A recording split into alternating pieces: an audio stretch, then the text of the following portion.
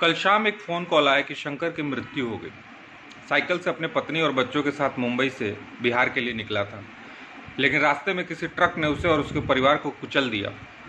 मेरी स्मृति में बसे शंकर की कहानी अचानक मेरे सामने जागृत हो उठी। 3-4 साल पहले मेरे पास एक फ़ोन आता है। भैया, मैं शंकर बोल रहा हूँ, सीताराम जी का बेटा, जो गाँव में आपके गायों की देखभाल करते थे। मैं मुंबई आया हूँ, आपसे मिलना चाहता हूँ। मैंने पता दिया, वो मेरे पास आया, मेरे पैर छुआ और नीचे ज़मीन पे बैठने लगा। मैंने कहा, शंकर ऊपर कुर्सी पे बैठो। उसने कहा, नहीं भैया जी, हम यही ठीक हैं। बचपन में जो गांव में देखा था, सीखा था, वही इज्जत हमें दे रहा था। मानसिक गुलामी की रूढ़िवादी परंपराओं से अभी वो बाहर नहीं निकला था। मैंने पूछा, कैसे आना हुआ? उसने कहा, गांव से ज़्यादा यहाँ कमाई होगी, यहाँ बच्चों का भविष्य बन जाएगा। मैंने पूछा, क्या करोगे? उसने कहा, मजदूर आदमी हूँ भैया जी, कोई काम कर लेंगे। मैंने राजमिस्त्री का काम बहुत अच्छा सीखा हुआ है। मैंने कहा, ठीक है, मैं एक कॉन्ट्रैक्टर को जानता हूँ, उससे तुम्हें मिलवा दूंगा। वो बहुत खुश हुआ, एक पैकेट देते हुए कहा, ये आपके लिए। मैंने पूछा, क्या है? उसने कहा, पेड़ा। बाबूजी ने कहा था कि भैया जी को लखना का दुकान का पेड़ा बहुत पसंद आता है, तो इसलिए हम ले आए। उसने तुरंत पैकेट खोलकर कहा, खाइए और बताइए इसका टेस्ट पहले जैसा है कि नहीं। मैंने कहा, रख दो, मैं बाद में खा लूँगा, पर वो माना नहीं। उसने कहा, आपको याद है भैया जी, आप बचपन में हमको लेमन जूस दिया करते थे। मैंने कहा, मुझे याद है। फिर मैंने पेड़ा खा लिया।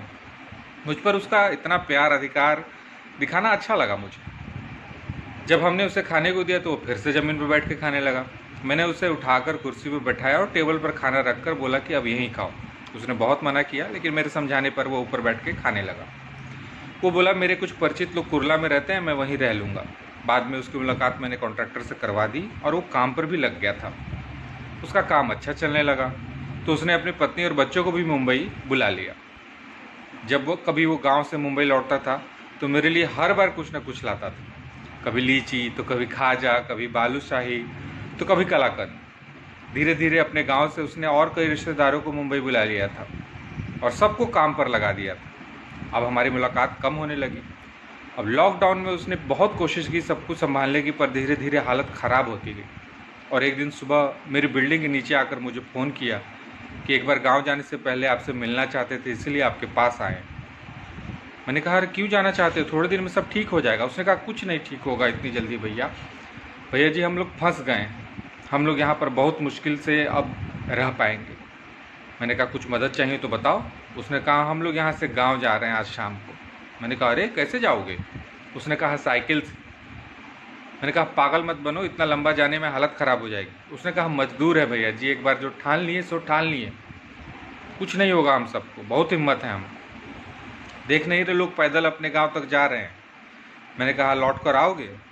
उसने कहा, बहुत मुश्किल है भैया जी, सारा सपना हमारा टूट गया। अब गांव में ही कुछ काम करेंगे, बच्चों को वहीं पढ़ाएंगे। मजदूर के बेटे को तो मजदूर ही बनना है। जैसे सीताराम जी का बेटा शंकर मजदूर बना, वैसे ही शंकर का बेटा राधे श्याम भी मजदूर बनेगा। मेरे पास उसकी बातों का कोई जवाब नहीं था। मैंने उसको कुछ रुपए देने चाहे, उसने लेने से मना कर दिया। कहा, मेरे घर जाने के लिए पैसे हैं मेरे पास, आप अपने पास रखिए, क्योंकि आपको यहाँ रहना है। जाते जाते उसने मुझे एक बार गौर से देखा और बोला, भैया जी बहुत संभल के रहिएगा और लॉकडाउन ख़त्म होने के बाद गाँव जरूर आइएगा। मैं कुछ बोल नहीं पाया, बस उसे जाते देखता रह गया और मन ही मन ये सोचने लगा कि किस मिट्टी के बने हैं ये मजदूर, आखिर इतना साहस इनके अंदर आता कहाँ से। स्मृतियों से लौट कर आता हूँ तो सामने कुछ सवाल परेशान करने लग जाते हैं मुझे। क्या शंकर की मौत उसकी गलती से हुई? क्या यह सरकार की गलत नीतियों का शिकार हो गया? क्या उसकी जान शराब ने ले ली? क्योंकि 2 दिन पहले ही तो शराब की दुकान खुली थी और ट्रक ड्राइवर ने पीकर उसे कुचल डाला। मैं मोदी जी को भी कुछ बोल नहीं सकता, क्योंकि वोट तो मैंने उन्हीं को दिया है। हर हर मोदी, घर घर मोदी के नारे मैंने लगाए। मोदी जी आप बहुत अच्छे प्राइम मिनिस्टर हैं, लेकिन यहाँ चूक हो रही है। आपसे रिक्वेस्ट है, इनको बचा लीजिए, इनको बचा लीजिए।